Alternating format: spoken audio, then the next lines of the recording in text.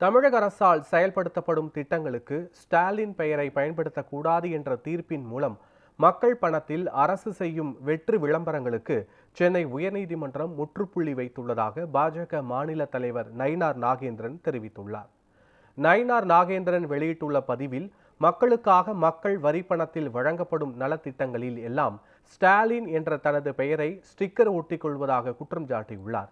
அரசு திட்டங்கள் மக்கள் நலனை மேம்படுத்துவதற்கு தானே தவிர சுய விளம்பரத்திற்காக அல்ல என்பதை இனியாவது முதலமைச்சர் ஸ்டாலின் உணர வேண்டும் எனவும் பதிவிட்டுள்ளார்.